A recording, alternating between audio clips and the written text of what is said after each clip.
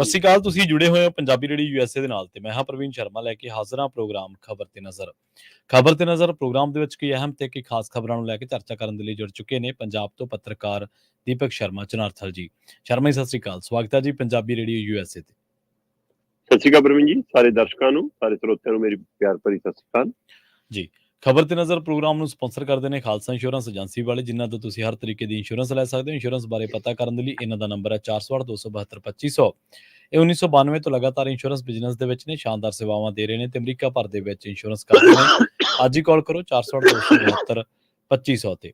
ਟਰਕੀਆਨਾ immigration ਲਾ firm ਵਾਲੇ, ਜੇ ਟਰਕੀਆਨਾ ਟੌਨੀ ਟਰਕੀਆਨਾ ਦੇ ਨਾਲ ਤੁਸੀਂ ਯੂਐਸ ਇਮੀਗ੍ਰੇਸ਼ਨ ਬਾਬਤ ਕੋਈ ਵੀ ਸਲਾਹ ਕਰਨੀ, ਕੋਈ ਵੀ ਸਵਾਲ ਪੁੱਛਣਾ ਤੇ ਇਹਨਾਂ ਦਾ ਨੰਬਰ ਹੈ 415 909 0503। ਗੁਰਦੀਪ ਸਿੰਘ ਬਿਰਦੀ ਕਲੋਵੀ, ਸਤਨਾਮ ਸਿੰਘ ਸ਼ੇਰਗਿੱਲ ਸਿਲਮਾ ਵਿਸਲਾ ਫੈਮਿਲੀ, ਕਾਬਲ ਸਿੰਘ ਫ੍ਰਿਜ਼ਨੋ, ਮਨਦੀਪ ਸਿੰਘ ਸੰਦੀਪ ਕੌਰ ਸੈਨ ਹੋਜ਼ੇ, ਗੁਰਪਾਲ ਸਿੰਘ ਸੈਕਰਾਮੈਂਟੋ ਤੇ ਸਰਬਜੀਤ ਸਿੰਘ ਸ਼ੋਕਰ ਟਰਲਕ ਤੋਂ। ਇਹਨਾਂ ਸਾਰੇ ਹੀ ਸਪਾਂਸਰਸ ਦਾ ਬਹੁਤ ਬਹੁਤ ਧੰਨਵਾਦ। ਤੇ ਜੇਕਰ ਤੁਸੀਂ ਵੀ ਪੰਜਾਬੀ ਰੇਡੀਓ ਯੂਐਸਏ ਦੇ ਇਹਨਾਂ ਪ੍ਰੋਗਰਾਮਾਂ ਨੂੰ ਸਪਾਂਸਰ ਕਰਨਾ ਚਾਹੁੰਦੇ ਹੋ ਤਾਂ ਸਟੂਡੀਓ ਦਾ ਨੰਬਰ ਹੈ 468 272 5200। ਅੱਜ ਦਾ ਇਹ ਖਬਰ ਤੇ ਨਜ਼ਰ ਪ੍ਰੋਗਰਾਮ ਸਾਲ 2024 ਦੀ 28 ਫਰਵਰੀ ਦਾ ਪ੍ਰੋਗਰਾਮ ਹੈ ਤੇ ਦਿਨ ਅੱਜ ਬੁੱਧਵਾਰ ਹੈ। ਸ਼ਰਮਾ ਜੀ, ਖਬਰਾਂ ਦੇ ਵੱਲ ਆਈਏ। ਸ਼ੁਰੂਆਤ ਕਰੀਏ ਸ਼ੁਭ ਕਾਰਨ ਕਤਲ ਕੇਸ ਤੋਂ। ਇਸ ਮਾਮਲੇ ਦੇ ਵਿੱਚ FIR ਦਰਜ ਹੋਈ ਹੈ ਤੇ ਜਿਵੇਂ ਸ਼ੁਰੂ ਤੋਂ ਹੀ ਇਸ ਗੱਲ ਦੇ ਉੱਤੇ ਕਿਸਾਨ ਆਗੂ ਜਾਂ ਪਰਿਵਾਰ ਜਾਂ ਲੋਕ ਖੜੇ ਸਨ ਕਿ FIR ਦਰਜ ਕੀਤੇ ਬਿਨਾਂ ਸੰਸਕਾਰ ਨਹੀਂ ਹੋਊਗਾ, ਤਾਂ ਸੰਸਕਾਰ ਉਸ ਨੌਜਵਾਨ ਦਾ ਜਿਹੜਾ ਕਿਸਾਨੀ ਘੋਲ ਦੇ ਲੇਖੇ ਆਪਣੀ ਜਾਨ ਲਾ ਗਿਆ, ਉਹਦਾ ਸੰਸਕਾਰ ਅੱਜ ਪਿੰਡ ਬੱਲੋ, ਜ਼ਿਲ੍ਹਾ ਬਠਿੰਡਾ ਦੇ ਵਿੱਚ ਹੋਣਾ ਜੀ। ਦੇਰ ਰਾਤ ਆਖਰ ਪੰਜਾਬ ਸਰਕਾਰ ਨੇ, ਪੰਜਾਬ ਪੁਲਿਸ ਨੇ FIR ਕੀਤੀ ਹੈ, 302 ਦੇ ਤਹਿਤ ਪਰਚਾ ਦਰਜ ਕੀਤਾ ਜੀ। ਸੋ 8 ਦਿਨਾਂ ਬਾਅਦ, 8ਵੇਂ ਦਿਨ ਜਾ ਕੇ, ਮਤਲਬ 7 ਦਿਨ ਬੀਤਣ ਤੋਂ ਬਾਅਦ 21 ਤਰੀਕ ਦੀ ਘਟਨਾ ਹੈ ਤੇ ਤੁਸੀਂ ਜਾ ਕੇ 28 ਤਰੀਕ ਦੇਰ ਰਾਤ ਨੂੰ FIR ਦਰਜ ਕਰਦੇ ਹੋ ਤੇ ਇਹਦੇ ਕੀ ਮਾਇਨੇ ਨੇ? ਸੋ ਇਹ ਆਪਣੇ ਆਪ 'ਚ ਇੱਕ ਸਵਾਲ ਤਾਂ ਖੜਾ ਹੈ। ਪਰ ਫਿਰ ਵੀ ਇਹ ਲੋਕ ਰੋਹ ਮੂਹਰੇ, ਕਿਸਾਨੀ ਏਕੇ ਮੂਹਰੇ, ਕਿਸਾਨਾਂ ਵੱਲੋਂ ਪਰਿਵਾਰ ਦੇ ਨਾਲ ਇੱਕ ਰਾਬਤੇ ਦੇ ਵਿੱਚ ਖੜੇ ਹੋਣ ਦੇ ਬਦਲੇ ਸਰਕਾਰ ਨੂੰ ਇਹ ਝੁਕਣਾ ਪਿਆ ਜਾਂ ਗੱਲ ਮੰਨਣੀ ਪਈ, ਕਿਉਂਕਿ ਸਰਕਾਰ, ਇਹਦਾ ਮਤਲਬ ਕਿਸੇ ਬੜੀ ਸਰਕਾਰ ਦੇ ਦਬਾਅ ਹੇਠ ਸੀ ਜਿਹਦੇ ਕਾਰਨ ਇਹ ਨਹੀਂ ਹੋ ਰਿਹਾ ਸੀ। ਸੋ ਜਦੋਂ ਤੁਸੀਂ ਪੂਰੀ ਵਿਚੋਲਗੀ ਵਾਲੀ ਭੂਮਿਕਾ ਨਿਭਾ ਰਹੇ ਸੀ, ਤੁਸੀਂ ਲਗਾਤਾਰ ਮੀਟਿੰਗਾਂ 'ਚ ਹਿੱਸਾ ਲੈ ਰਹੇ ਸੀ, ਫਿਰ ਜਦੋਂ ਤਸ਼ੱਦਦ ਢਾਇਆ ਗਿਆ ਤਾਂ ਤੁਸੀਂ ਉਹਨਾਂ ਬਾਰਡਰਾਂ ਤੇ ਨਜ਼ਰ ਕਿਉਂ ਨਹੀਂ ਆਏ? ਸਰਕਾਰ ਦੇ ਉੱਤੇ ਸਵਾਲ ਰਹਿਣਾ।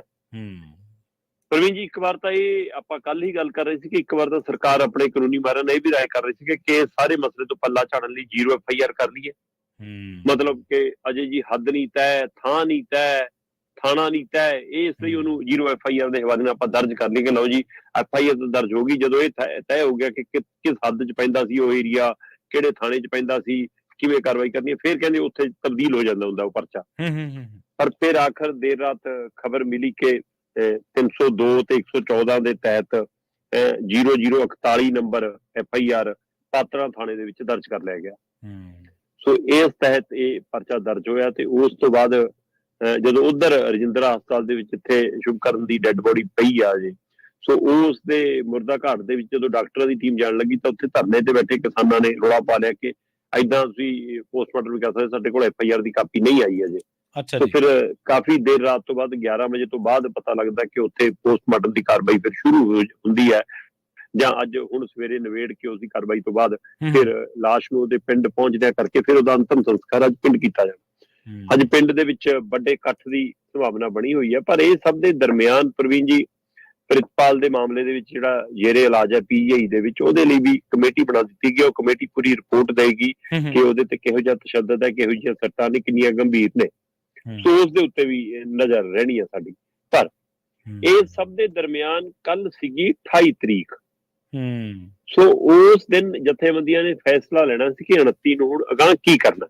ਜੀ ਕੱਲ ਦੇਰ ਰਾਤ ਤੱਕ 12-12:30 ਵਜੇ ਤੱਕ ਉਹ ਫੈਸਲਾ ਨਹੀਂ ਹੋ ਪਾਇਆ। ਜਥੇਬੰਦੀਆਂ ਦੀ ਬੈਠਕਾਂ ਹੋਈਆਂ, ਵਿਚਾਰ ਚਰਚਾ ਚੱਲੀ, ਗੱਲਬਾਤ ਹੁੰਦੀ ਰਹੀ, ਤਾਲਮੇਲ ਹੁੰਦਾ ਰਿਹਾ, ਪਰ ਉਹ ਕੋਈ ਦੇਰ ਰਾਤ ਤੱਕ ਫੈਸਲਾ ਨਹੀਂ ਆਇਆ ਸੀ। ਸੋ ਜਾਂ ਤਾਂ ਅੱਜ ਹੁਣ ਸ਼ੁਭਕਰਨ ਦੇ ਸੰਸਕਾਰ ਤੋਂ ਬਾਅਦ ਜਾਂ ਉੱਥੇ ਸੰਸਕਾਰ ਤੇ ਪਹੁੰਚਣ ਤੋਂ ਪਹਿਲਾਂ ਜਥੇਬੰਦੀਆਂ ਅਗਲਾ ਫੈਸਲਾ ਦੇ ਸਕਦੀਆਂ ਨੇ। ਪਰ ਜਿਹੋ ਜਿਹੀਆਂ ਤਸਵੀਰਾਂ ਮੈਨੂੰ ਕੱਲ ਸ਼ੰਭੂ ਬਾਰਡਰ ਤੋਂ ਦੇਖਣ ਨੂੰ ਮਿਲੀਆਂ, ਉਹ ਸੰਕੇਤ ਕਰਦੀਆਂ ਨੇ ਕਿ ਅੰਦੋਲਨ ਸ਼ਾਇਦ ਇੱਥੇ ਹੀ ਪੱਕਾ ਨਾ ਲੱਗੇ। ਜਾਂ ਆਪਾਂ ਜਿਵੇਂ ਕੱਲ ਗੱਲ ਕਰ ਰਹੇ ਸੀ ਕਿ ਸਰਕਾਰ ਦੇ ਖਿਲਾਫ ਜਿਹੋ ਜਿਹਾ ਰੋਸਾ ਬਣ ਰਿਹਾ ਸੀ, ਪੰਜਾਬ 'ਚ ਫੈਲਣ ਦਾ ਡਰ ਖੜਾ ਹੋ ਗਿਆ ਸੀ ਅੰਦੋਲਨ ਦਾ ਪੂਰਾ। ਸੋ ਸ਼ਾਇਦ ਉਸੇ ਡਰ 'ਚੋਂ, ਜੇਕਰ ਸਾਡੇ ਕੋਲ ਇਹ ਖਬਰ ਸੀਗੀ ਕਿ ਹਾਂ ਕਿ ਭਾਈ ਪੰਜਾਬ ਸਰਕਾਰ ਖਿਲਾਫ ਕਿਸਾਨਾਂ ਦਾ, ਆਵਾਮ ਦਾ, ਜਥੇਬੰਦੀਆਂ ਦਾ ਰੋਸਾ ਵੱਧ ਰਿਹਾ, ਤੇ ਇਸ ਲਈ ਉਹਨਾਂ ਕੰਨੀ ਰੁਕ ਹੋ ਸਕਦਾ, ਸ਼ਾਇਦ ਉਸੇ ਦਬਾਅ ਹੇਠ ਸਰਕਾਰ ਨੂੰ ਫਿਰ ਰਾਤ FIR ਕਰਨੀ ਪਈ ਹੋਵੇ। ਪਰ ਸ਼ੰਭੂ ਬਾਰਡਰ ਦੀਆਂ ਜੋ ਤਸਵੀਰਾਂ ਨੇ ਪ੍ਰਵੀਨ ਜੀ, ਉਹ ਲਗਾਤਾਰ ਉੱਥੇ ਸ਼ੈੱਡ ਪੱਕੇ ਪੈ ਰਹੇ ਨੇ, ਟੀਨਾਂ ਪੱਕੀਆਂ ਪੈ ਰਹੀਆਂ ਨੇ, ਛੱਪਰ ਪੱਕੇ ਪੈ ਰਹੇ ਨੇ, ਟਰੈਲੀਆਂ ਨੂੰ ਘਰਾਂ 'ਚ ਤਬਦੀਲ ਕਰ ਲਿਆ, ਉੱਥੇ ਸਾਰਾ ਬਾਥਰੂਮਾਂ ਦੇ ਪ੍ਰਬੰਧ ਕੀਤੇ ਜਾ ਰਹੇ ਨੇ, ਰੋਟੀ ਪਾਣੀ, ਲੰਗਰ ਪਾਣੀ ਲਈ, ਪ੍ਰਸ਼ਾਦੇ ਬਣਾਉਣ ਲਈ ਸਾਰਾ ਕੁਝ ਪੱਕਾ ਉੱਥੇ ਪ੍ਰਬੰਧ ਕੀਤਾ ਜਾ ਰਿਹਾ। ਇਹੋ ਨਹੀਂ, ਜਿਹੜੀ ਮਤਲਬ ਉਹ ਘੱਗਰ ਦੇ ਉੱਤੇ ਜਿਹੜਾ ਪੁਲ ਹੈ, ਜਿੱਥੇ ਉੱਥੇ ਬੈਰੀਕੇਡਿੰਗ ਕੀਤੀ ਹੋਈ ਆ ਹਰਿਆਣਾ ਤੇ ਕੇਂਦਰੀਆਂ ਏਜੰਸੀਆਂ ਨੇ, ਫੋਰਸਾਂ ਨੇ, ਉਹਨਾਂ ਨੇ ਵੀ ਆਪਣੀ ਉਸ ਨੂੰ ਚੌਂਕੀ ਦਾ ਰੂਪ ਦਿੱਤਾ। ਉੱਪਰ ਰੱਸੀਆਂ ਬੰਨ੍ਹ ਕੇ ਉਹ ਮਤਲਬ ਕਿ ਪਾਈਪਾਂ ਪੂਪਾਂ ਲਾ ਕੇ ਉੱਪਰ ਤਰਪਾਲ ਪਾ ਲਈ ਆ ਪੂਰੀ। ਠੀਕ ਹੈ ਜੀ। ਸੋ ਜਿੱਥੇ ਖੜ ਕੇ ਉਹ ਡਿਊਟੀ ਨਿਭਾਉਂਦੇ ਨੇ, ਸਾਡੇ ਤੇ ਅਥਰੂ ਗੋਲੇ ਭਰਾਉਂਦੇ ਨੇ, ਗੋਲੀਆਂ ਭਰਾਉਂਦੇ ਨੇ, ਪਲਾਸਟਿਕ ਦੀਆਂ ਗੋਲੀਆਂ ਚਲਾਉਂਦੇ ਨੇ, ਹਮਲਾ ਕਰਦੇ ਨੇ, ਉਹ ਥਾਵਾਂ ਨੂੰ ਉਹਨਾਂ ਨੇ ਪੂਰੀ ਚੌਂਕੀ 'ਚ ਤਬਦੀਲ ਕਰ ਲਿਆ। ਸੋ ਇਹ ਦੋਵੇਂ ਪਾਸਿਓਂ ਇਹੀ ਜੀ ਕਾਰਵਾਈ, ਕੀ ਇਹ ਕੋਈ ਅੰਦਰ ਖਾਤੇ ਤੈਅ ਹੋ ਗਿਆ ਕਿ ਅੰਦੋਲਨ ਇੱਥੇ ਚੱਲਣਾ ਜੀ, ਜਾਂ ਉਹਨਾਂ ਕੋਲ ਵੀ ਰਿਪੋਰਟ ਹੈ ਤੇ ਇਹਨਾਂ ਕੋਲ ਵੀ ਰਿਪੋਰਟ ਹੈ? ਕੀ ਹੈ ਪਹਿਲੂ? ਇਹ ਆਉਂਦੇ ਅੱਜ ਦੇ ਫੈਸਲੇ ਦੇ ਉੱਤੇ ਵੀ ਸਭ ਦੀ ਨਜ਼ਰ ਰਹਿਣੀ ਆ। ਵੈਸੇ ਤਕਰਾਰ ਦੇਖਣ ਨੂੰ ਮਿਲ ਰਿਹਾ ਸੀਗਾ ਕਿ ਜਦੋਂ ਪੰਧੇਰ ਹੋਰਾਂ ਨੇ ਹਵਾਲਾ ਦਿੱਤਾ ਪ੍ਰੈਸ ਕਾਨਫਰੰਸ ਕਰਕੇ ਜੀ ਕਿ ਦੇਖੋ ਜੀ ਮੇਰੇ ਕੋਲ ਰਿਕਾਰਡ ਪਿਆ ਜੀ, ਅਸੀਂ ਜੀ ਇੰਨੀ ਤਰੀਕ ਨੂੰ ਪਹੁੰਚ ਕੀਤੀ, ਇੰਨੀ ਤਰੀਕ ਨੂੰ ਮਿਲੇ, ਤੇ ਅਗਰਾਹਾਂ ਨੇ ਉਹਨਾਂ ਸਾਰਿਆਂ ਜਵਾਬ ਵੀ ਦਿੱਤੇ ਆ ਕਿ ਐਵੇਂ ਝੂਠ ਮਾਰਦੇ ਨੇ, ਕੋਈ ਸਾਡੇ ਨਾਲ ਤਾਲਮੇਲ ਨਹੀਂ, ਕੋਈ ਗੱਲਬਾਤ ਨਹੀਂ। ਸੋ ਇਹ ਤਾਂ ਪਹਿਲਾਂ ਹੀ SKM ਤੋਂ ਬਾਹਰ ਆ ਗਈ ਸੀ, ਫਿਰ ਸਾਡੇ ਨਾਲ ਤਾਲਮੇਲ ਕਿਉਂ ਕਰਦੇ? ਸੋ ਅਸੀਂ ਉਲਟਾ ਤਾਲਮੇਲ ਕਰਨੀ ਕਮੇਟੀ ਬਣਾਈ ਆ। ਸੋ ਇਸ ਹਵਾਲੇ ਨਾਲ ਮਤਲਬ ਕਿ ਉਹ ਆਪਸ ਦੇ ਵਿੱਚ ਜਦੋਂ ਖਿੱਚੋਤਾਣ ਵੱਧਦੀ ਹੈ ਤਾਂ ਉਹਦੇ ਨਾਲ ਅੰਦੋਲਨ ਦੇ ਉੱਤੇ ਅਸਰ ਪੈਂਦਾ ਪ੍ਰਵੀਨ। ਸੋ ਇਸ ਖਿੱਚੋਤਾਣ ਤੋਂ ਜਥੇਬੰਦੀਆਂ ਨੂੰ ਬਚਣ ਦੀ ਲੋੜ ਹੈ, ਇਸ ਸਮੇਂ ਏਕੇ ਦੀ ਲੋੜ ਹੈ, ਨਾ ਕਿ ਆਪਸ ਦੇ ਵਿੱਚ ਤੁਹਮਤ ਤਾਣੇ ਮੇਣੇ ਕਰਨ ਦੀ। ਸੋ ਇਸ ਬਾਜੀ ਤੋਂ ਵੀ ਬਚਣ ਦੀ ਲੋੜ ਸੀ। ਪਰ ਫਿਲਹਾਲ ਰਾਹਤ ਵਾਲੀ ਖਬਰ ਬਸ ਇੰਨੀ ਹੋ ਹੈ ਕਿ ਸ਼ੁਭਕਰਨ ਮਾਮਲੇ 'ਚ ਦੇਰ ਨਾਲ FIR ਦਰਜ ਹੋ ਗਈ ਆ ਤੇ ਪੋਸਟਮਾਰਟਮ ਦੀ ਕਾਰਵਾਈ ਹੋਈ ਆ, ਤੇ ਉਸ ਤੋਂ ਬਾਅਦ ਹੁਣ ਸੰਸਕਾਰ ਅੱਜ ਪਿੰਡ ਦੇ ਵਿੱਚ ਕੀਤਾ ਜਾਣਾ। ਸੋ ਇੱਕ ਵਾਰ ਫੇਰ ਇਸ ਤੋਂ ਬਾਅਦ ਕਿਸਾਨ ਅੰਦੋਲਨ ਪੱਕ ਸਕਦਾ। ਜੀ ਜੀ, ਮੈਂ ਹੁਣੇ ਜਦੋਂ ਆਪਾਂ ਗੱਲਬਾਤ ਕਰ ਰਹੇ ਸੀ ਉਸ ਤੋਂ ਪਹਿਲਾਂ ਨਾ ਸ਼ਰਮਾ ਜੀ ਵਕੀਲ ਸਾਹਿਬ ਦੀ ਮੈਂ ਸੁਣ ਰਿਹਾ ਸੀ ਵਰਸ਼ਨ ਉਹਨਾਂ ਦਾ ਮੀਡੀਆ ਤੇ, ਉਹ ਕਹਿੰਦੇ ਕਿ ਜੇਕਰ ਪੋਸਟਮਾਰਟਮ ਦੇਰੀ ਨਾਲ ਹੁੰਦਾ, ਉਹਦੇ 'ਚ ਦੇਰੀ ਹੁੰਦੀ ਹੈ ਤਾਂ ਫਿਰ ਵੀ ਸਬੂਤ ਮਿਟਦੇ ਆ। ਕਾਨੂੰਨੀ ਨੁਕਤੇ ਨਿਗਾਹ ਤੋਂ ਗੱਲਬਾਤ ਕਰ ਰਹੇ ਸੀਗੇ, ਤੇ ਆਪਾਂ ਜਿਵੇਂ ਦੇਖਿਆ ਕਿ ਪਿਛਲੇ ਕਿੰਨੇ ਹੀ ਦਿਨਾਂ ਤੋਂ ਤਕਰੀਬਨ ਹਫ਼ਤੇ ਭਰ ਤੋਂ ਕਿਸਾਨ ਆਪਣੀ ਮੰਗ ਤੇ ਡਟੇ ਹੋਏ ਸੀਗੇ ਕਿ ਪਰਚਾ ਦਰਜ ਹੋਵੇ ਤੇ ਫਿਰ ਅਸੀਂ ਸੰਸਕਾਰ ਕਰਾਂਗੇ। ਤੇ ਆਪਾਂ ਗੱਲ ਕਰੀਏ ਪੰਚਾਇਤਾਂ ਦੀ, ਇੱਕ ਦਿਨ ਪਹਿਲਾਂ ਵੀ ਆਪਾਂ ਇਸ ਮਸਲੇ ਤੇ ਬੜੀ ਡਿਟੇਲ ਦੇ ਨਾਲ ਚਰਚਾ ਕੀਤੀ ਸ਼ਰਮਾ ਜੀ, ਜੇ ਤੁਹਾਨੂੰ ਯਾਦ ਹੋਊਗੀ। ਪੁਰਾਣੀਆਂ ਪੰਚਾਇਤਾਂ ਤਾਂ ਤੋਰਤੀਆਂ ਜਦੋਂ ਯੂ ਟਰਨ ਵੱਜਿਆ ਸੀਗਾ, 2 ਅਧਿਕਾਰੀ ਬਰਖਾਸਤ ਹੋ ਗਏ ਸੀ, ਤੁਹਾਨੂੰ ਯਾਦ ਹੀ ਹੋਣਾ। ਨਵੀਆਂ ਕਹਿੰਦੇ ਹੁਣ ਚੋਣਾਂ ਤੋਂ ਪਹਿਲਾਂ ਨੇ, ਲੋਕ ਸਭਾ ਚੋਣਾਂ ਤੋਂ। ਪ੍ਰਵੀਨ ਜੀ ਬਿਲਕੁਲ, ਪੰਜਾਬ ਸਰਕਾਰ ਕਿਸੇ ਸਮੇਂ ਕਾਹਲੀ ਨਜ਼ਰ ਆਈ ਸੀ, ਖਾਸ ਕਰ ਸੁਸ਼ੀਲ ਰਿੰਕੂ ਵਾਲੀ MP ਦੀ ਸੀਟ ਜਿੱਤਣ ਤੋਂ ਬਾਅਦ। ਹਾਂਜੀ ਹਾਂਜੀ, ਕਿ ਲੈ ਵੀ ਆਪਾਂ ਹੁਣੇ ਨਾਲ ਲੱਗਦੇ ਪੰਚਾਇਤੀ ਚੋਣਾਂ, ਜ਼ਿਲ੍ਹਾ ਪ੍ਰੀਸ਼ਦ ਬਲਾਕ ਸੰਮਤੀ ਕਰਦੀ ਹੈ, ਉਹਨਾਂ ਨੇ ਇਕੱਠੇ ਹੀ ਨੋਟੀਫਿਕੇਸ਼ਨ ਜਾਰੀ ਕਰਤਾ ਪੰਚਾਇਤ ਵਿਭਾਗ ਦੇ ਹਵਾਲੇ ਨਾਲ। 10 ਅਗਸਤ ਦੀ ਸ਼ਾਇਦ ਉਹ ਤਰੀਕ ਸੀ ਕਿ ਆਹ ਚੱਕੋ ਜੀ ਸਾਰੀਆਂ ਪੰਚਾਇਤਾਂ, ਬਲਾਕ ਸੰਮਤੀ, ਜ਼ਿਲ੍ਹਾ ਪ੍ਰੀਸ਼ਦ ਭੰਗ ਜੀ। ਤੇ ਉਸ ਤੋਂ ਬਾਅਦ ਪਟਿਆਲੇ ਨਾਲ ਸੰਬੰਧਿਤ ਕੁਝ ਤਰ੍ਹਾਂ ਕੋਰਟ ਪਹੁੰਚ ਗਈਆਂ, ਅਦਾਲਤ ਪਹੁੰਚ ਗਈਆਂ ਕਿ ਜੀ ਐ ਕਿਵੇਂ, ਜਦੋਂ ਸੰਵਿਧਾਨ ਕਹਿੰਦਾ ਕਿ ਸਾਨੂੰ ਆਪਣਾ ਕਾਰਜਕਾਲ ਪੂਰਾ ਕਰਨ ਦਾ ਅਧਿਕਾਰ ਹੈ, ਫਿਰ ਇਸ ਤਰ੍ਹਾਂ ਇਹ ਕਿਵੇਂ ਕਰ ਸਕਦੇ? ਸੋ ਉਸ ਮਾਮਲੇ 'ਚ ਸਰਕਾਰ ਨੂੰ ਯੂ ਟਰਨ ਲੈਣਾ ਪਿਆ ਤੇ ਉਲਟਾ ਇਹ ਕਹਿਣਾ ਪਿਆ ਕਿ ਪੰਚਾਇਤ ਅਫਸਰਾਂ ਨੇ ਆਪ ਮੁਹਾਰੇ ਕਰ ਲਿਆ ਜੀ, ਇਹ ਗਲਤ ਹੈ ਜੀ, ਅਸੀਂ ਉਹਨਾਂ ਤੇ ਕਾਰਵਾਈ ਕਰਦੇ ਹਾਂ। ਤੇ ਉਹਨਾਂ ਨੂੰ ਲਾਂਭੇ ਵੀ ਕੀਤਾ, ਵਿਭਾਗੀ ਕਾਰਵਾਈ ਵੀ ਕੀਤੀ। ਪਰ ਉਹ ਸਾਰਿਆਂ ਨੂੰ ਪਤਾ ਲੱਗ ਗਿਆ ਕਿ ਸਰਕਾਰ ਦੀ ਮਨਸ਼ਾ ਸੀ ਭਾਈ, ਉਹ ਛੇਤੀ ਤੋਂ ਛੇਤੀ ਆਪਣੇ ਕੰਟਰੋਲ 'ਚ ਰਹਿਣਾ ਚਾਹੁੰਦੀ ਸੀ, ਕਿਉਂਕਿ ਇਹ 'ਚ ਕੋਈ ਦੋ ਰਾਏ ਨਹੀਂ ਕਿ ਜਿਹੜੀ ਸਰਕਾਰ ਹੁੰਦੀ ਆ ਉਹ ਪੰਚਾਇਤੀ ਚੋਣਾਂ ਜਾਂ ਜ਼ਿਲ੍ਹਾ ਪ੍ਰੀਸ਼ਦ ਚੋਣਾਂ ਜਾਂ ਨਗਰ ਨਿਗਮ ਚੋਣਾਂ 'ਚ ਆਪਣੀ ਧੱਕੇਸ਼ਾਹੀ ਮਾੜੀ ਮੋਟੀ ਕਰਦੀ ਆ, ਕਰ ਜਾਂਦੀ ਹੈ। ਬਿਲਕੁਲ ਇਹ ਉਹ ਕਰਦੀ ਹੈ। ਤੇ ਇਸ ਲਈ ਪੰਜਾਬ 'ਚ ਪਿਛਲੀ ਸਰਕਾਰ ਦੇ ਹਵਾਲੇ ਨਾਲ ਜ਼ਿਆਦਾਤਰ ਪੰਚਾਇਤਾਂ ਕਾਂਗਰਸ ਨਾਲ ਸੰਬੰਧਿਤ ਨੇ, ਬਹੁ ਗਿਣਤੀ ਪੰਚਾਇਤਾਂ। ਸੋ ਇਸ ਲਈ ਉਹ ਤੋਂ ਛੁਟਕਾਰਾ ਆਮ ਆਦਮੀ ਪਾਰਟੀ ਛੇਤੀ ਚਾਹੁੰਦੀ ਸੀ ਕਿ ਸਾਡੇ ਸਰਪੰਚ ਪੰਚ ਬਣ ਜਾਣ। ਸੋ 10 ਅਗਸਤ ਵਾਲੀ ਜਦੋਂ ਮੂੰਹ ਦੀ ਖਾਣੀ ਪਈ ਅਦਾਲਤ ਤੇ ਯੂ ਟਰਨ ਹੋ ਗਿਆ, ਤੇ ਫਿਰ ਹੁਣ ਦਸੰਬਰ ਤੋਂ ਬਾਅਦ ਲਗਭਗ ਕਾਰਜਕਾਲ ਮੁੱਕਦੇ ਜਾ ਰਹੇ ਸੀ ਸਾਰੀਆਂ ਪੰਚਾਇਤਾਂ ਦੇ, ਕਿਉਂਕਿ ਪਹਿਲੀ ਬੈਠਕ ਤੋਂ ਕਾਰਜਕਾਲ ਮੰਨਿਆ ਜਾਂਦਾ ਤੇ ਉਸ ਹਵਾਲੇ ਨਾਲ ਉਹਨਾਂ ਨੂੰ ਅਧਿਕਾਰ ਹੈ ਕਿ ਕਾਰਜਕਾਲ ਉਹ ਪੂਰਾ ਕਰਨ। ਤੇ ਹੁਣ ਫਿਰ ਬਕਾਇਦਾ ਤੌਰ ਤੇ ਕੱਲ ਪਹਿਲਾਂ ਇੱਕ ਖਬਰ ਨਿਕਲਦੀ ਹੈ ਕਿ ਪੰਚਾਇਤ ਵਿਭਾਗ ਨੇ ਦੁਬਾਰਾ ਤਿਆਰੀ ਕਰ ਲਈ, ਫਿਰ ਨੋਟੀਫਿਕੇਸ਼ਨ ਸਾਹਮਣੇ ਆ ਜਾਂਦਾ ਕਿ ਹਾਂ ਜੀ ਸਾਰੀਆਂ ਪੰਚਾਇਤਾਂ ਜਿਹੜੀਆਂ ਆਪਣੀਆਂ ਮਿਆਦ ਪਕਾ ਚੁੱਕੀਆਂ ਨੇ, ਆਪਣਾ ਸਮਾਂ ਪੂਰਾ ਕਰ ਚੁੱਕੀਆਂ ਨੇ, ਉਹਨਾਂ ਨੂੰ ਭੰਗ ਕਰਨ ਦੇ ਹੁਕਮ ਆ ਗਏ। ਤੇ ਉਹਦੇ ਨਾਲ ਇਹ ਹੁਕਮ ਆ ਗਏ ਕਿ ਇਹ ਸਾਰਾ ਕੰਮਕਾਜ ਹੁਣ ਪੰਚਾਇਤਾਂ ਦਾ ਕੰਮਕਾਜ ਅਫਸਰਾਂ ਦੇ ਹਵਾਲੇ ਚਲਾ ਗਿਆ। ਅਧਿਕਾਰੀ ਲਾ ਦਿੱਤੇ ਗਏ ਨੇ ਉਹਦੇ ਵਿੱਚ, ਚਾਹੇ ਉਹ ਪੰਚਾਇਤ ਅਫਸਰ ਹੋਣ, ਚਾਹੇ ਜੂਨੀਅਰ ਇੰਜੀਨੀਅਰ ਹੋਣ, ਚਾਹੇ ਸਹਾਇਕ ਇੰਜੀਨੀਅਰ ਹੋਣ, ਚਾਹੇ ਹੋਰ ਪੰਚਾਇਤ ਅਧਿਕਾਰੀ ਜਾਂ ਗ੍ਰਾਮ ਪੰਚਾਇਤ ਅਧਿਕਾਰੀ ਹੋਣ, ਉਹਨਾਂ ਦੇ ਹਵਾਲੇ ਇਹ ਸਾਰਾ ਪੰਚਾਇਤਾਂ ਦਾ ਕੰਮ ਦੇ ਦਿੱਤਾ ਗਿਆ। ਸੋ ਉਹਨਾਂ ਦੇ ਵਿੱਚ ਦੋ ਪਹਿਲੂ ਨੇ ਕਿ ਇਹਦਾ ਮਤਲਬ ਕੀ, ਸਰਕਾਰ ਨੇ ਜਿਹੜੀ ਆਪਣੀ ਸੂਚੀ ਪਹਿਲਾਂ ਤਿਆਰ ਕਰ ਲਈ ਆ, ਲਿਸਟਾਂ ਤਿਆਰ ਨੇ, ਵੋਟਰ ਸੂਚੀਆਂ ਦਾ ਕੰਮ ਨਿਬੜ ਚੁੱਕਿਆ, ਕੰਮ ਸਾਰਾ ਸਿਰੇ ਆ, ਕੀ 2-4 ਦਿਨਾਂ ਚ ਪੰਚਾਇਤੀ ਚੋਣਾਂ ਦਾ ਐਲਾਨ ਹੋ ਸਕਦਾ? ਪਰ ਨਹੀਂ। ਆਪਾਂ ਪਹਿਲੇ ਦਿਨ ਤੋਂ, ਜਿਸ ਦਿਨ ਤੋਂ ਇਹ ਸਥਿਤੀ ਬਣੀ ਹੈ, ਮੈਂ ਉਸ ਦਿਨ ਤੋਂ ਗੱਲ ਕਰਦਾ ਆਇਆ ਕਿ ਸਰਕਾਰ ਲੋਕ ਸਭਾ ਚੋਣਾਂ ਤੋਂ ਪਹਿਲਾਂ ਪੰਚਾਇਤੀ ਚੋਣਾਂ ਕਰਾਉਣ ਦੇ ਲਈ ਤਿਆਰ ਨਹੀਂ ਆ। ਬੇਸ਼ੱਕ ਉਹ ਅਗਸਤ ਦੇ ਵਿੱਚ ਪੰਗਾ ਲੈ ਵੀ ਰਹੇ ਸੀ, ਤਦ ਵੀ ਮਾਨਸਿਕ ਤੌਰ ਤੇ ਮਾਨ ਸਰਕਾਰ ਇਸ ਗੱਲ ਲਈ ਤਿਆਰ ਨਹੀਂ ਸੀ ਕਿ ਅਸੀਂ ਲੋਕ ਸਭਾ ਚੋਣਾਂ ਤੋਂ ਪਹਿਲਾਂ ਪੰਚਾਇਤੀ ਚੋਣਾਂ ਕਰਾਈਏ। ਪ੍ਰਵੀਨ ਜੀ, ਜਿਸ ਪਿੰਡ ਦੇ ਵਿੱਚ 300-350 ਵੋਟ ਹੈ, ਉਸ ਪਿੰਡ ਵਿੱਚ ਵੀ ਆਮ ਆਦਮੀ ਪਾਰਟੀ ਦੇ 3 ਤੋਂ 4 ਸਰਪੰਚ ਦੇ ਦਾਅਵੇਦਾਰ ਨੇ, ਹੈਗੇ ਨੇ। ਬਿਲਕੁਲ। ਤੇ ਜੇ 3-3 4 ਦਾਅਵੇਦਾਰ ਨੇ ਤਾਂ ਬਣੂ ਤਾਂ ਇੱਕੇ ਨਾ। ਮੈਂ ਸਿਰਫ ਆਮ ਆਦਮੀ ਪਾਰਟੀ ਦੇ ਹਵਾਲੇ ਨਾਲ ਗੱਲ ਕਰ ਰਿਹਾ, ਜੇ ਬਾਕੀ ਪਾਰਟੀਆਂ ਦਾ ਮੈਂ ਗੱਲੇ ਨਹੀਂ ਕਰ ਰਿਹਾ।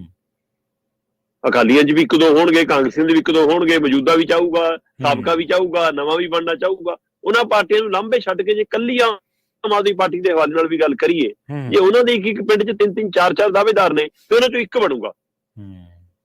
ਤੇ ਜੇ ਇੱਕ ਬਣੂਗਾ ਤਾਂ ਜਿਹੜਾ ਬਾਕੀ 3 ਪਿੱਛੇ ਰਹਿ ਗਏ ਉਹ ਲੋਕ ਸਭਾ ਚੋਣਾਂ 'ਚ ਫਿਰ ਕਿੱਧਰ ਭੁਗਤਣਗੇ?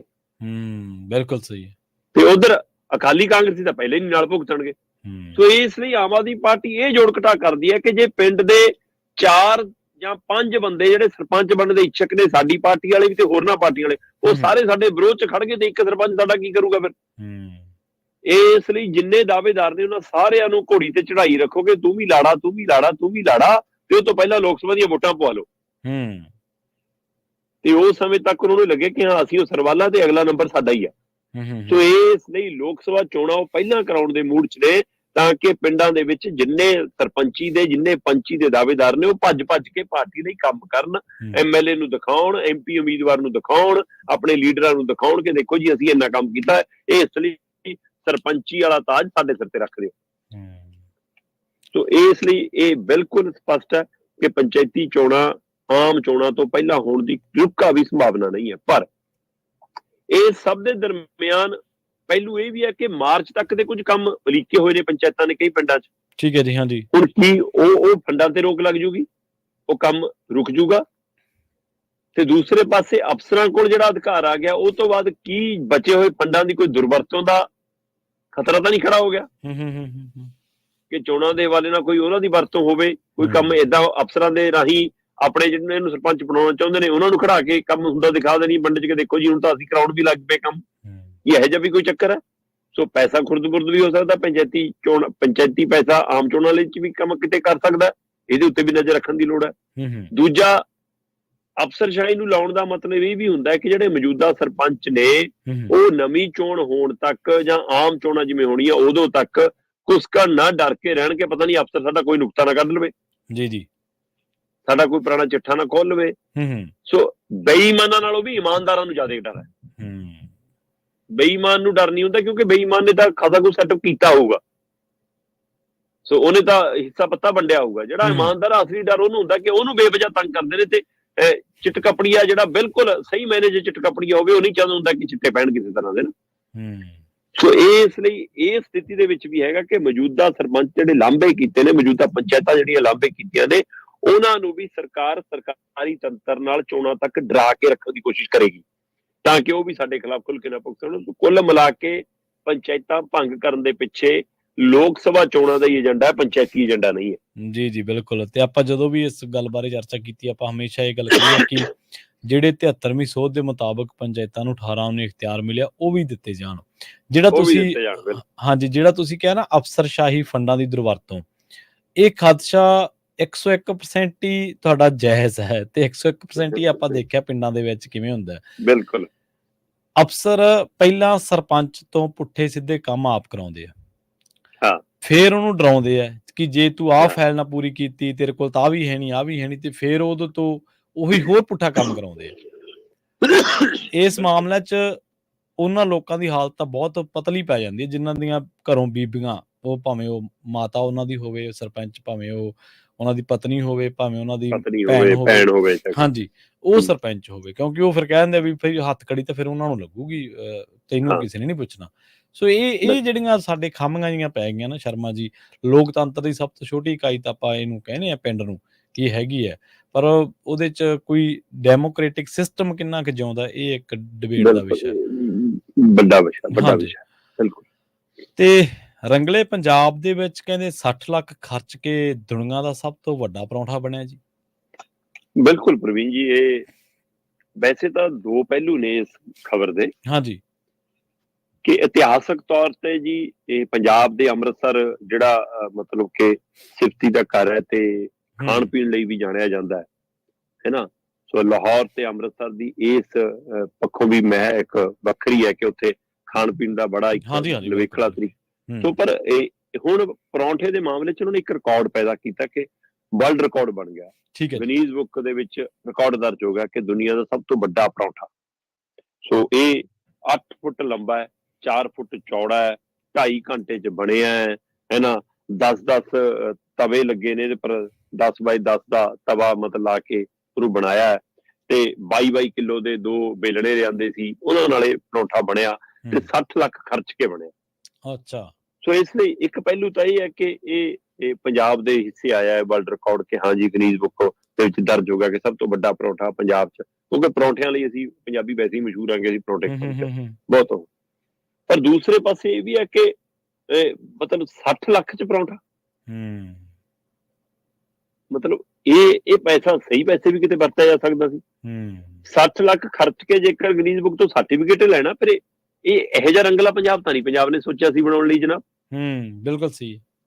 ਸੋ ਕੱਚਿਆਂ ਨੂੰ ਪੱਕਿਆਂ ਕਰਨ ਲਈ ਤੁਸੀਂ ਕਹਿੰਦੇ ਸਾਡੇ ਕੋਲ ਪੈਸੇ ਨਹੀਂ ਜੀ, ਹੈ ਨਾ। ਪੁਰਾਣੀ ਪੈਨਸ਼ਨ ਯੋਜਨਾ ਬਹਾਲ ਕਰਨ ਲਈ ਸਾਡੇ ਕੋਲ ਪੈਸੇ ਨਹੀਂ ਜੀ, ਚੋਪਰ ਉਡਾਉਣ ਲਈ ਹੈਗਾ, ਪਰੌਂਠੇ ਦਾ ਰਿਕਾਰਡ ਪੈਦਾ ਕਰਨ ਲਈ ਸਾਡੇ ਕੋਲ ਹੈਗਾ। ਚਲੋ ਆਪਾਂ ਖਬਰ ਤੇ ਆਉਣਾ। ਮੈਂ ਜੀ ਰੰਗਲਾ ਪੰਜਾਬ ਨਾਂ ਦਾ ਇੱਕ ਸਮਾਗਮ ਕਰਾਇਆ ਪੰਜਾਬ ਸਰਕਾਰ ਨੇ ਜੀ ਅੰਮ੍ਰਿਤਸਰ 'ਚ। ਠੀਕ ਹੈ ਜੀ।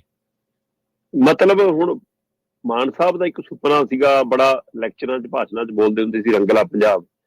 ਹੁਣ ਅਗਲੇ ਨੂੰ ਲੱਗਿਆ ਕਿ 2-2.5 ਸਾਲ ਹੋ ਗਏ, ਮਾੜਾ ਜਿਹਾ ਰੰਗ ਤਾਂ ਦਿਖਾ ਦਈਏ ਰੰਗਲੇ ਪੰਜਾਬ ਦਾ। ਇਸ ਲਈ ਫਿਰ ਸਮਾਗਮ ਕਰਕੇ ਉਹਦਾ ਨਾਂ ਹੀ ਰੰਗਲਾ ਪੰਜਾਬ ਰੱਖ ਕੇ ਦੱਸਤਾ ਕਿ ਜੀ ਲੋ ਜੀ ਪੰਜਾਬ ਤਾਂ ਰੰਗਲਾ ਬਣ ਗਿਆ। ਹਕੀਕਤ ਪੰਜਾਬ ਦੀ ਦਿਖਦੀ ਆ ਸਭ ਨੂੰ ਕਿ ਖਨੌਰੀ ਔਰ ਸ਼ੰਭੂ ਬਾਰਡਰ ਤੇ ਕੀ ਵਾਪਰ ਰਿਹਾ, ਹੈ ਨਾ। ਮੁੱਖ ਮੰਤਰੀਆਂ ਦੇ ਘਰ ਮੂਹਰੇ ਧਰਨਿਆਂ 'ਚ ਕੀ ਵਾਪਰ ਰਿਹਾ, ਹੈ ਨਾ। ਕਿਸਾਨੀ ਦਾ ਤੇ ਕਾਰੋਬਾਰੀਆਂ ਦਾ, ਦੁਕਾਨਦਾਰਾਂ ਦੀ ਕੀ ਸਥਿਤੀ ਹੈ ਪੰਜਾਬ 'ਚ ਸਾਰਿਆਂ ਨੂੰ ਪਤਾ। ਜਵਾਨੀ ਕਿਵੇਂ ਵਿਦੇਸ਼ ਨੂੰ ਜਾ ਰਹੀ ਹੈ ਸਾਰਿਆਂ ਨੂੰ ਪਤਾ। ਤੇ ਤੁਸੀਂ ਬੈਨਰ ਤੇ ਰੰਗਲਾ ਪੰਜਾਬ ਲਿਖਣਾ ਰੰਗਲਾ ਨਹੀਂ ਹੋਣ ਲੱਗਿਆ, ਪਰ ਤੁਸੀਂ ਸਮਾਗਮ ਕੀਤਾ। ਚਲੋ ਅੰਮ੍ਰਿਤਸਰ ਦੇ ਵਿੱਚ ਪੰਜਾਬ ਦੇ ਟੂਰਿਜ਼ਮ ਤੇ ਸੱਭਿਆਚਾਰਕ ਵਿਭਾਗ ਵੱਲੋਂ ਬੀਬੀ ਅਨਮੋਲ ਗਗਨ ਮਾਨ ਦੇ ਸੰਬੰਧਿਤ ਵਿਭਾਗ ਵੱਲੋਂ ਰੰਗਲਾ ਪੰਜਾਬ ਸਮਾਗਮ ਚੱਲ ਰਿਹਾ ਜੀ।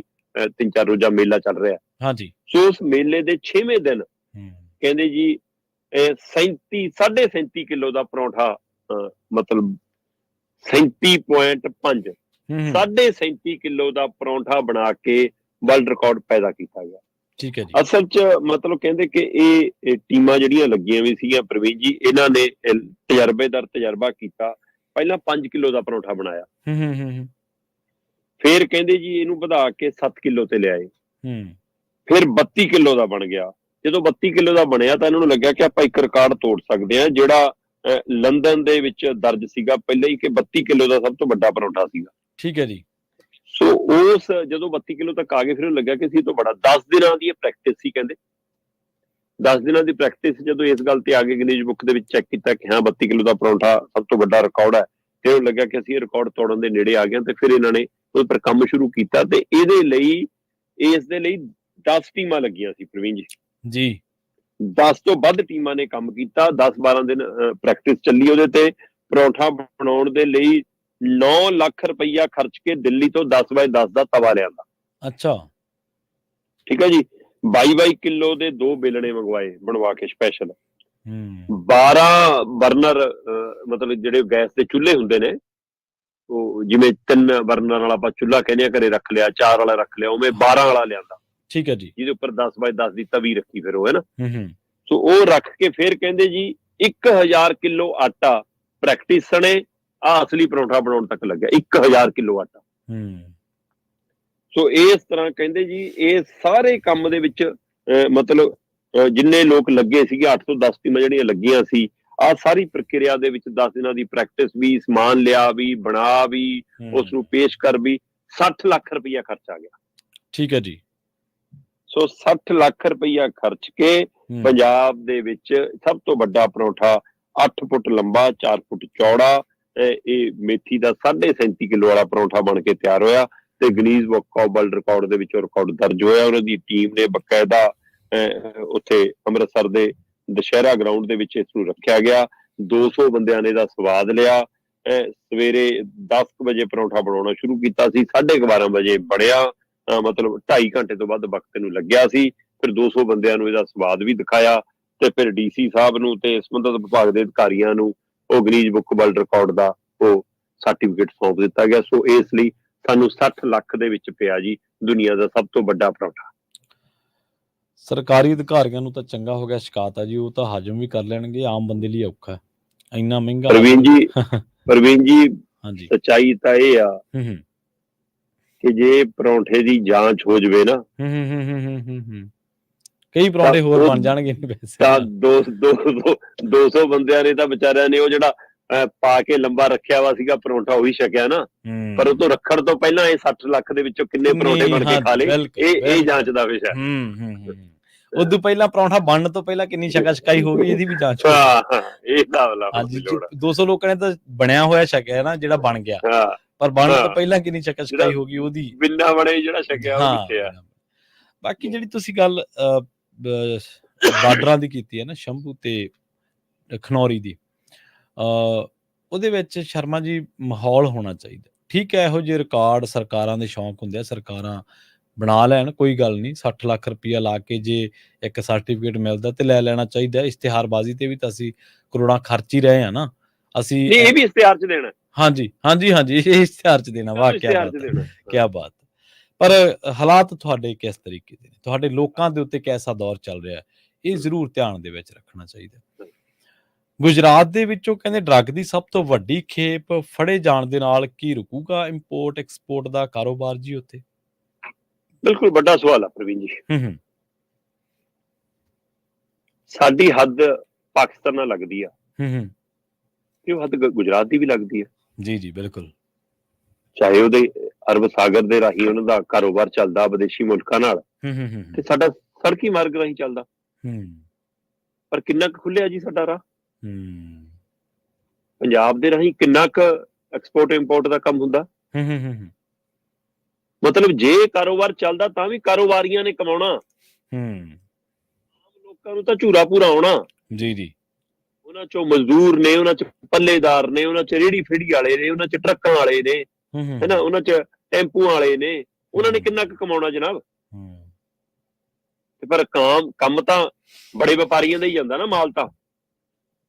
ਤੇ ਪਰ ਪੰਜਾਬ ਕਹਿੰਦਾ ਕਿ ਜੇਕਰ ਤੁਸੀਂ ਇਹ ਰਾਹ ਖੋਲ ਦੋ ਤਾਂ ਉਹਦੇ ਨਾਲ ਘੱਟੋ ਘੱਟ ਕਿਸਾਨ ਜਿਹੜਾ ਆਪਣੀ ਫਸਲ ਦਾ ਗੱਲ ਕਰਦਾ, ਜਿਹੜਾ ਆਪਣੀਆਂ ਸਬਜ਼ੀਆਂ ਭਾਜੀਆਂ ਦੀ ਗੱਲ ਕਰਦਾ, ਅੰਮ੍ਰਿਤਸਰ, ਪਠਾਨਕੋਟ, ਗੁਰਦਾਸਪੁਰ, ਇਹ ਸਾਰੀ ਬੈਲਟ ਨੂੰ ਦਿੱਲੀ ਜਾਣਾ ਆਸਾਨ ਹੈ ਕਿ ਲਾਹੌਰ ਮਾਲ ਪਹੁੰਚਾਉਣਾ ਆਸਾਨ ਹੈ?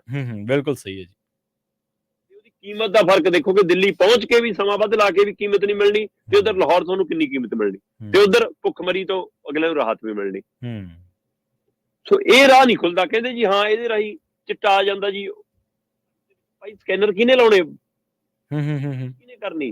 ਹੁਣ ਆ ਬੜੇ ਦਮਜੀਏ ਮਾਰ ਰਹੇ ਨੇ। ਗੁਜਰਾਤ ਦੀ ਪੋਰਟ ਤੋਂ ਕਹਿੰਦੇ ਜੀ ਅਸੀਂ ਸਭ ਤੋਂ ਵੱਡੀ ਖੇਪ ਫੜ ਲਈ, 3300 ਕਿਲੋ ਡਰੱਗ ਫੜਿਆ। ਅੱਛਾ, ਇਸ ਤੋਂ ਪਹਿਲਾਂ ਪ੍ਰਵੀਨ ਜੀ 2023 ਦੇ ਵਿੱਚ 2500 ਕਿਲੋਗ੍ਰਾਮ ਦੀ ਡਰੱਗ ਸਭ ਤੋਂ ਵੱਡੀ ਖੇਪ ਫੜੀ ਗਈ ਸੀ ਇਸੇ ਗੁਜਰਾਤ ਦੇ ਵਿੱਚ, ਮੁੰਦਰਾ ਪੋਰਟ ਤੋਂ। ਹਾਂਜੀ, ਤੇ ਹੁਣ 3300 ਕਿਲੋ ਹੈ। ਕਹਿੰਦੇ ਜੀ ਗੁਜਰਾਤ ਪੁਲਿਸ, ਨੇਵੀ ਜੀ, ਇਹਨਾਂ ਨੇ ਮਿਲ ਕੇ ਆਪਰੇਸ਼ਨ ਚਲਾਇਆ ਜੀ। ਇਹਨਾਂ ਦੀ ਨਜ਼ਰ ਸੀਗੀ ਜੀ ਉਹਦੇ ਉੱਤੇ। ਇਹ ਅਜੇ ਸਪਸ਼ਟ ਨਹੀਂ ਹੋ ਰਿਹਾ ਕਿ ਜਿਹੜੇ ਬੰਦੇ ਫੜੇ ਨੇ ਉਹ ਕਿੱਥੇ ਦੇ ਨੇ। ਕਹਿੰਦੇ ਜੀ ਉਹ ਅਫਗਾਨੀ ਵੀ ਹੋ ਸਕਦੇ ਨੇ, ਇਰਾਨੀ ਵੀ ਹੋ ਸਕਦੇ ਨੇ, ਪਾਕਿਸਤਾਨੀ ਵੀ ਹੋ ਸਕਦੇ ਨੇ, ਪਰ ਜਿਹੜਾ ਮਾਲ ਮਿਲਿਆ ਜੀ ਉਹਨਾਂ ਚੋਂ ਕੁਝ ਦੇ ਉੱਤੇ ਨਾ ਮੋਹਰ ਲੱਗੀ ਹੈ ਜੀ। ਕਹਿੰਦੇ ਪਾਕਿਸਤਾਨ ਦੀ ਖੁਰਾਕ ਕੰਪਨੀ ਹੈ ਕੋਈ ਪਾਕਿਸਤਾਨੀ, ਉਹਨਾਂ ਦੇ ਨਿਸ਼ਾਨ ਨਿਸ਼ੂਨ ਨੇ ਜੀ ਉਹਨਾਂ ਥੈਲਿਆਂ ਥੁੱਲਿਆਂ ਤੇ। ਤੇ ਕਹਿੰਦੇ ਜੀ ਮੁੱਢਲੀ ਜਾਂਚ 'ਚ ਪਤਾ ਲੱਗਿਆ ਕਿ ਜੀ ਇਹ ਤਾਮਿਲਨਾਡੂ ਤੋਂ ਮੱਛੀ ਵਾਲੀ ਜਿਹੜੀ ਕੋਈ ਕਿਸ਼ਤੀ ਆਉਣੀ ਸੀ, ਉਹਨਾਂ ਨੂੰ ਮਾਲ ਦੇਣਾ ਸੀਗਾ ਜੀ ਇਹ। ਸੋ ਫਿਰ ਸਵਾਲ ਤਾਂ ਇਹੀ ਹੈ ਕਿ ਜੇ ਹੁਣ ਤੁਸੀਂ ਕਹਿੰਦੇ ਹੋ ਜੀ ਪਾਕਿਸਤਾਨ ਦੇ ਨਿਸ਼ਾਨ ਮਿਲ ਗਏ, ਬੰਦੇ ਉਧਰ ਦੇ ਹੋ ਸਕਦੇ ਨੇ, ਮਾਲ ਉਧਰੋਂ ਆਇਆ ਹੋ ਸਕਦਾ ਹੈ, ਆਇਆ ਤਾਂ ਸਾਗਰ ਦੇ ਰਾਹੀਂ ਕਿਸੇ ਵਿਦੇਸ਼ੀ ਤੋਂ ਹੀ ਹੈ ਨਾ। ਬਿਲਕੁਲ ਜੀ। ਫਿਰ ਕਰ ਦੋ ਸਪੋਰਟ ਸੀਲ, ਕਰ ਦੋ ਕਾਰੋਬਾਰ ਬੰਦ, ਕਿ ਇੱਥੋਂ ਕੁਝ ਨਹੀਂ ਆਊ ਜਾਊਗਾ ਜੇ ਇੱਥੋਂ ਨਸ਼ਾ ਆਉਂਦਾ। ਕਿਉਂ ਨਹੀਂ ਕਰਦੇ? ਸੋ ਇਹ ਵਿਤਕਰਾ ਕਿਉਂ ਹੈ? ਇਹ ਆਪਣੇ ਆਪ ਸਵਾਲ ਹੈ। ਜੀ ਜੀ ਪ੍ਰਵੀਨ ਜੀ, ਚਿਰਾਂ ਤੋਂ ਪੰਜਾਬ ਦੀ ਇਹ ਮੰਗ ਰਹੀ ਹੈ ਕਿ ਸਾਡੇ ਬਾਰਡਰ ਖੋਲੋ ਤੇ ਸਾਡਾ ਕਾਰੋਬਾਰ ਖੁੱਲਾ ਕਰੋ। ਉਹਦੀ ਵਾਰ ਨੂੰ ਇਹਨਾਂ ਕੋਲ ਸਾਰਾ ਕੁਝ, ਔਰ ਮੈਂ ਤਾਂ ਵੀ ਇਹ ਤੁਹਾਨੂੰ ਦੱਸ ਦਿੰਦਾ ਕਿ ਆਉਂਦੇ ਕੁਝ ਸਾਲਾਂ 'ਚ ਇਹ ਵਪਾਰ ਵੀ ਖੁੱਲਣਾ। ਪਰ ਜਦੋਂ ਇਹ ਵਪਾਰ ਖੁੱਲਣਾ, ਤਦ ਤੱਕ ਪੰਜਾਬ ਦੀਆਂ ਸੜਕਾਂ ਦੇ ਉੱਤੇ 10-10 ਫੁੱਟੀ ਕੰਧ ਹੋਈ ਹੋਣੀ ਕਿ ਤੁਸੀਂ ਨਹੀਂ ਆ ਸਕਦੇ ਉਹ ਸੜਕ ਤੇ। ਬਿਲਕੁਲ ਸਹੀ। ਪੰਜਾਬ ਨਹੀਂ ਆ ਸਕਦਾ ਉਹ ਸੜਕ ਤੇ, ਹਰਿਆਣਾ ਨਹੀਂ ਆ ਸਕਦਾ ਉਹ ਸੜਕ ਤੇ, ਤੁਹਾਡਾ ਮਾਲ ਨਹੀਂ ਵਿਕੂਗਾ। ਅਵਾਨੀ ਅਡਾਨੀਆਂ ਦੇ ਉਹ ਚੋਂ ਗੋਦਾਮ ਚੋਂ ਆਊਗਾ, ਸੜਕ ਤਾਂ ਉਹਨਾਂ ਲਈ ਬਣ ਰਹੀ ਆ। ਜ਼ਮੀਨਾਂ ਅਕਵਾਇਰ ਦਾ ਮੁੱਦਾ ਚੱਲ ਰਿਹਾ ਜੇ, ਉਹ ਹਾਂਜੀ ਹਾਂਜੀ ਸਪੈਸ਼ਲ ਬਣ ਰਹੀ ਹੈ। ਜਦੋਂ ਹਾਈਵੇ ਬਣਾ ਕੇ, ਐਕਸਪ੍ਰੈਸ ਵੇ ਬਣਾ ਕੇ ਅਖਬਾਰਾਂ ਦੇ ਵਿੱਚ ਸਰਕਾਰਾਂ ਇਸ਼ਤਿਹਾਰ ਦਿੰਦੀਆਂ ਨੇ ਕਿ ਅਸੀਂ ਬਣਾਤੀ ਸੜਕ, ਕਿ ਦੇਖੋ ਇਹਨਾਂ ਵਿਕਾਸ, ਤਦ ਲੋਕਾਂ ਨੂੰ ਸਮਝ ਲੈਣਾ ਚਾਹੀਦਾ ਕਿ ਤੁਹਾਡੇ ਲਈ ਨਹੀਂ ਬਣਦੀਆਂ। ਜੀ ਜੀ, ਇਹ ਬੜੇ ਵਪਾਰੀ ਘਰਾਣਿਆਂ ਲਈ ਬਣਦੀਆਂ ਨੇ, ਇਹ ਉਹਨਾਂ ਦੇ ਲਈ ਨੇ। ਸੋ ਜਦੋਂ ਤੱਕ ਉਹਨਾਂ ਨੂੰ ਲੱਗੂਗਾ ਕਿ ਸਾਡਾ ਅਰਬ ਸਾਗਰ ਲਈ ਵਪਾਰ ਚੱਲਣਾ, ਤਾਂ ਉੱਥੇ ਚੱਲਦਾ ਰਹੂਗਾ। ਜਦੋਂ ਉਹਨਾਂ ਨੂੰ ਲੱਗੂਗਾ ਕਿ ਹਾਂ ਅਸੀਂ ਸੜਕੀ ਮਾਰਗ ਰਾਹੀਂ ਖੁੱਲਣਾ, ਤਾਂ ਉਹਨਾਂ ਲਈ ਖੁੱਲ ਜੂਗਾ। ਪਰ ਪੰਜਾਬ 'ਚ ਇਹਨਾਂ ਤੋਂ ਜਿਹੜੀ ਮੰਗ ਕਰਦਾ, ਉਹਦੇ ਉੱਤੇ ਨਾ ਪੰਜਾਬ ਸਰਕਾਰਾਂ ਨੇ ਕਦੇ ਪਹਿਰਾ ਦਿੱਤਾ, ਨਾ ਕੇਂਦਰ ਮੂਹਰੇ ਉਹ ਜਾ ਕੇ ਆਵਾਜ਼ ਚੁੱਕੀ, ਨਾ ਉਹਦੇ ਲਈ ਕੋਈ ਤਨਦੇਹੀ ਕੀਤੀ। ਉਹਦਾ ਨਤੀਜਾ। ਸੋ ਸਵਾਲ ਮੇਰਾ ਇਹ ਹੈ ਕਿ ਜੇਕਰ ਤੁਸੀਂ ਸੱਚਮੁੱਚ ਇਸ ਨਸ਼ੇ ਦੇ ਖਿਲਾਫ ਹੋ, ਤਾਂ ਫਿਰ ਜਦੋਂ ਪੰਜਾਬ ਵਾਲੇ ਹੱਦ ਤੇ ਰੌਲਾ ਪਾਉਂਦੇ, ਟਰੱਕ ਚੋਂ ਜੀ ਥੈਲਾ ਮਿਲ ਗਿਆ ਇੱਕ, ਇਸ ਲਈ ਅਸੀਂ ਆਲੂ ਪਿਆਜ਼ ਜਾਣੇ ਵੀ ਬੰਦ ਕਰਤੇ, ਅਸੀਂ ਗੱਡੀ ਬੱਸ ਵੀ ਬੰਦ ਕਰਤੀ, ਜਿਹੜੀ ਸਾਂਝੀ ਵਾਲਤਾ ਦੀ ਰੇਲ ਸੀ ਉਹ ਵੀ ਰੋਕਤੀ ਜੀ ਅਸੀਂ ਤਾਂ, ਤੇ ਫਿਰ ਹੁਣ ਆ ਵੀ ਰੋਕ ਦੋ ਨਾ ਸਾਰਾ ਕੁਝ। ਉੱਥੋਂ ਕਿਸ਼ਤੀਆਂ ਕਿਉਂ ਆਉਂਦੀਆਂ? ਟਨਾਂ ਦੇ ਹਿਸਾਬ ਨਾਲ ਪਲ ਪਲ ਦਾ ਕਾਰੋਬਾਰ ਚੱਲਦਾ। ਸੋ ਇਹਦੇ ਉੱਤੇ ਕਾਰਵਾਈ ਕਿਉਂ ਨਹੀਂ ਕਰਦੇ?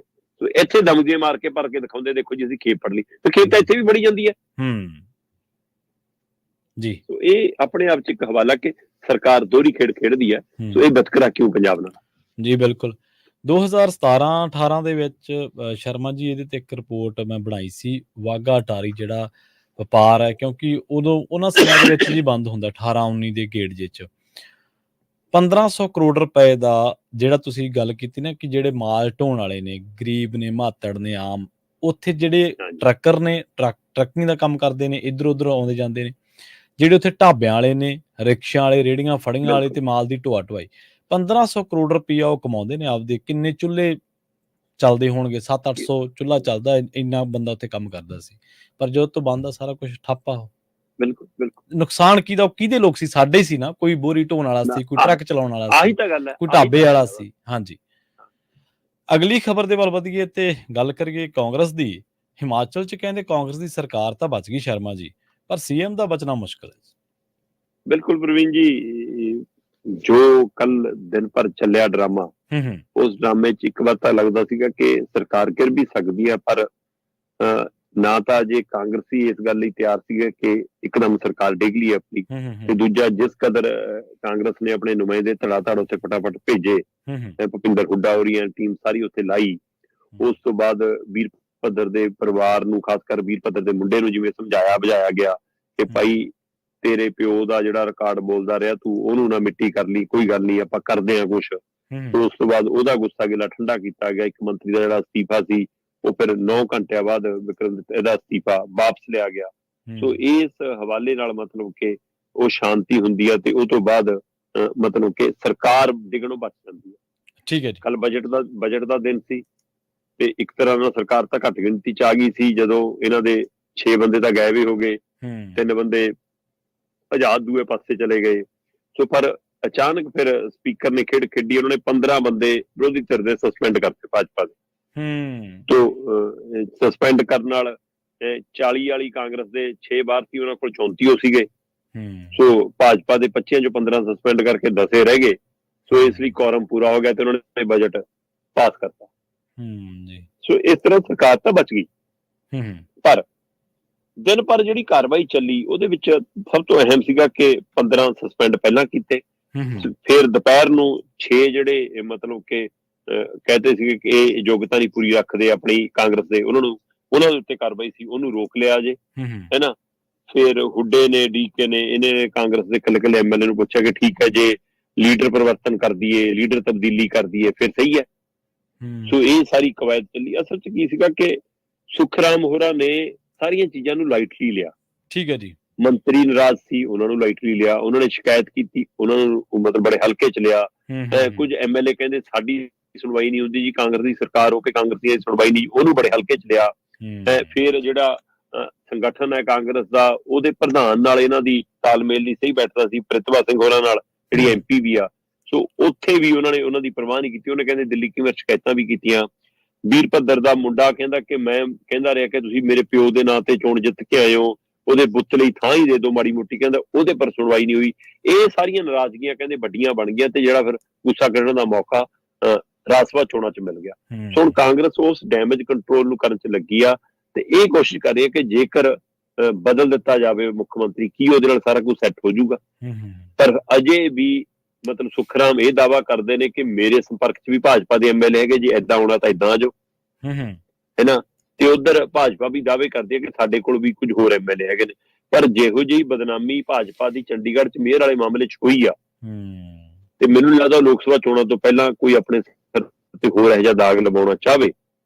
ਸੋ ਇਹ ਇਸ ਲਈ ਹੋ ਸਕਦਾ ਕਿ ਉੱਥੇ ਭਾਜਪਾ ਸਿੱਧੀ ਸਰਕਾਰ ਤਾਂ ਨਾ ਬਣਾਵੇ, ਪਰ ਕਾਂਗਰਸ ਦੇ ਵਿੱਚੋਂ ਫੇਰ ਬਦਲ ਕਰਾ ਕੇ ਵੀ ਉਹ ਅੰਦਰ ਇੱਕ ਨਵੀਂ ਖਿੱਚੋਤਾਣ ਵਧਾ ਸਕਦੀ ਹੈ, ਜਿਹਦਾ ਉਹਨੂੰ ਲੱਗਦਾ ਕਿ ਲੋਕ ਸਭਾ ਸਾਨੂੰ ਫਾਇਦਾ ਹੋ ਸਕਦਾ। ਸੋ ਫਿਲਹਾਲ ਸਰਕਾਰ ਤੇ ਤਾਂ ਸੰਕਟ ਟਲਿਆ ਲੱਗਦਾ, ਪਰ ਮੁੱਖ ਮੰਤਰੀ ਦੇ ਉੱਤੇ ਸੰਕਟ ਅਜੇ ਬਰਕਰਾਰ ਲੱਗਦਾ। ਜਦੋਂ ਸ਼ਰਮਾ ਜੀ ਇਹਨਾਂ ਨੂੰ ਬਣਾਇਆ ਗਿਆ ਸੀ, ਬੜਾ ਪ੍ਰਚਾਰਿਆ ਗਿਆ ਸੀਗਾ ਕਿ ਇੱਕ ਆਮ ਬੰਦਾ, ਇੱਕ ਕਾਂਗਰਸ ਦੇ ਨਾਲ ਕਈ ਸਾਲਾਂ ਤੋਂ ਜੁੜਿਆ ਬੰਦਾ ਅਸੀਂ ਬਣਾਇਆ, ਤੇ ਕਿਉਂਕਿ ਉਹ ਜਿਹੜੇ ਵੀਰਭੱਦਰ ਹੋਣੀ ਆ ਉਹ ਇੱਕ ਲੈਗਸੀ ਤੁਰੀ ਆਉਂਦੀ ਸੀਗੀ, ਉਹਦੇ ਕਰਕੇ ਥੋੜੇ ਜਿਹੇ ਲੋਕ ਉਹਨਾਂ ਤੋਂ ਦੂਰ ਵੀ ਸੀਗੇ। ਪਰ ਅਸਲ ਦੇ ਵਿੱਚ ਲੀਡਰ ਇਕੱਲੇ ਕੁਰਸੀ ਮਿਲ ਜਾਣੀ ਥੋੜ੍ਹੋ ਇਹ ਚੀਜ਼ਾਂ ਹੁੰਦੀਆਂ ਕਿ ਲੀਡਰਸ਼ਿਪ ਦੀ ਕੁਆਲਿਟੀ ਵੀ ਤਾਂ ਇੱਕ ਅਲੱਗ ਤਰ੍ਹਾਂ ਦੀ ਕੁਆਲਿਟੀ ਹੈ। ਤੁਸੀਂ ਨਾਲ ਲੈ ਕੇ ਕਿੰਨੇ ਲੋਕਾਂ ਨੂੰ ਚੱਲ ਰਹੇ ਹੋ, ਤੁਹਾਡੇ ਨਾਲ ਦੇ ਲੋਕ ਛਾਲਾਂ ਮਾਰ ਰਹੇ ਨੇ ਦੂਜੇ ਪਾਸੇ। ਇਹ ਆਪਾਂ ਜਦੋਂ ਵਿਸ਼ਲੇਸ਼ਣ ਕੀਤਾ ਸੀ ਨਾ, ਤੁਹਾਡੇ ਯਾਦ ਹੋਣਾ ਜਦੋਂ ਆਪਾਂ ਉੱਤਰਾਖੰਡ, ਰਾਜਸਥਾਨ ਤੇ ਮੱਧ ਪ੍ਰਦੇਸ਼ ਦੇ ਚੋਣ ਨਤੀਜਿਆਂ ਦਾ ਵਿਸ਼ਲੇਸ਼ਣ ਕੀਤਾ ਸੀ, ਉਹਦੇ ਵਿੱਚ ਇੱਕ ਗੱਲ ਬੜੀ ਸਾਰਥਕ ਨਿਕਲ ਕੇ ਆਈ ਸੀਗੀ ਕਿ ਕਾਂਗਰਸ ਦੇ ਲੀਡਰਾਂ ਦਾ ਹੰਕਾਰ ਇਹਨਾਂ ਨੂੰ ਲੈ ਬੈਠਾ। ਕਮਲਨਾਥ ਵਰਗੇ ਬੰਦੇ ਜਿਹੜੇ ਦੂਜਿਆਂ ਨੂੰ ਜਾਣਦੇ ਹੀ ਕੁਛ ਨਹੀਂ ਗੇ। ਬਿਲਕੁਲ ਜੀ। ਸ਼ਰਮਾ ਜੀ, ਇਹਨਾਂ ਖਾਸ ਖਬਰਾਂ ਤੇ ਖਾਸ ਜਾਣਕਾਰੀਆਂ ਦੇ ਲਈ ਤੁਹਾਡਾ ਬਹੁਤ ਬਹੁਤ ਧੰਨਵਾਦ। ਬਹੁਤ ਸ਼ੁਕਰੀਆ ਜੀ। ਪ੍ਰੋਗਰਾਮ ਖਬਰ ਤੇ ਨਜ਼ਰ ਨੂੰ ਆਪਾਂ ਇੱਥੇ ਸਮਾਪਤ ਕਰਾਂਗੇ। ਤੁਹਾਡਾ ਸਾਰਿਆਂ ਦਾ ਬਹੁਤ ਧੰਨਵਾਦ। ਸਤਿ ਸ਼੍ਰੀ ਅਕਾਲ। ਜੁੜੇ ਰਹੋ ਪੰਜਾਬੀ ਰੇਡੀਓ USA ਦੇ ਨਾਲ।